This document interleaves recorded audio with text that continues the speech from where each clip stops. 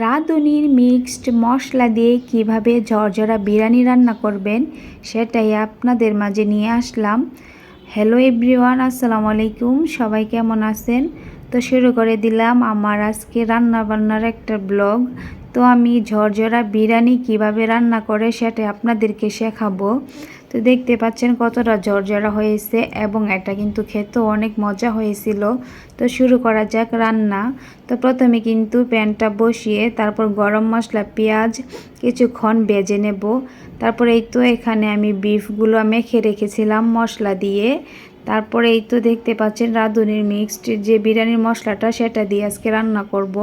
আলাদা আর কোনো মশলা দেব না এখানে, শুধু এক প্যাকেট মশলা দিয়ে কীভাবে বিরিয়ানিটা রান্না হয় সেটাই দেখতে থাকেন। তারপরে এই তো পেঁয়াজটা ভাজা ভাজা হয়ে গেলে এর মাঝে আমি আদা বাটা রসুন বাটা দিয়ে দিলাম। তো আমি এখানে আদা আর রসুন একসাথেই পেস্ট করে নিয়েছিলাম, তার জন্য আমি আমার পরিমাপ মতো দিয়ে দিলাম। তারপর দিয়ে আদাটার সাথে পেঁয়াজটা ভালোভাবে ভেজে নিলাম। তারপর এখানে দিয়ে দিলাম বিফগুলা যা আগে মশলার সাথে মেখে রেখেছিলাম সেইগুলা।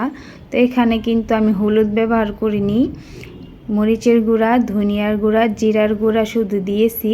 তারপরে এই তো এখন আমি মশলার প্যাকেটটা দিয়ে দিলাম বিরিয়ানির। এখানে সবটা দিইনি, আমি আমার পরিমাপ মতো একটু দিয়ে দিলাম। তারপর সবগুলোকে আবারও ভালোভাবে মিশিয়ে নিচ্ছি।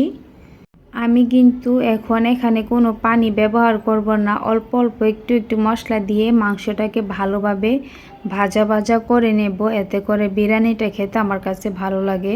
তার জন্য এই তো দেখতে পাচ্ছেন ভাজা ভাজা করতে গিয়ে কিন্তু অনেকখানি পানি উঠে এসেছে। তো সেই পানিটাকে আমি শুকিয়ে নেব।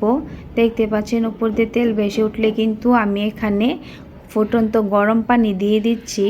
গরম পানিটা দেওয়ার কারণ হচ্ছে যেন গরুর মাংসটা ভিতর থেকে খুব ভালোভাবে সফট হয়ে আসে এবং রান্না করতেও খুবই কম সময় নেবে। তারপর আমি চীনা গুঁড়া চালটাকে ভালোভাবে ধুয়ে নিলাম। এখন দিয়ে দিব প্যানের মধ্যে। তারপর এটাকে খুবই সুন্দরভাবে মিশিয়ে নেব। আলতো হাতে এটাকে মিশিয়ে নিতে হবে যেন চালটা ভেঙে না যায় আর কি। যেহেতু চালটাকে আমি 15 মিনিট ভিজিয়ে রেখেছিলাম, তো ভিজিয়ে রাখলে হয় কি বিরিয়ানিটা অনেক সুন্দর হয়, কালারটা অনেক সুন্দর আসে। তারপর দেখতে পাচ্ছেন আমি অনেক আস্তে আস্তে কিন্তু চালটা মিশিয়ে নিলাম। তারপর উপর দিয়ে অল্প আর একটু মশলা দিয়ে দিলাম বিরিয়ানির। তারপর আবারও আমি এটাকে ভেজে নেব। এটাকে প্রায় অনেকক্ষণ সময় নিয়ে ভেজে নিতে হবে। যতক্ষণ সময় নিয়ে ভাজবেন যেন নিচ দিয়ে লেগে না যায়। তারপর যখন মনে হবে চালটা ভাজা হয়ে গেছে ঠিক তখনই গরম পানি দিয়ে দেবেন।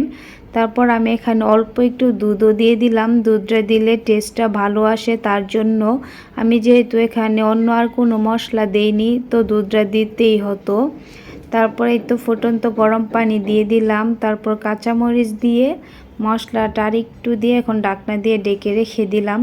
যখন পানিটা একটু কমে আসবে ঠিক তখনই চুলাটা বন্ধ করে এভাবে করে ডেকে রেখেছিলাম। তো দেখতে পাচ্ছেন কতটা সুন্দর হয়েছে বিরিয়ানিটা, অনেকটা জর্জরাও হয়েছিল।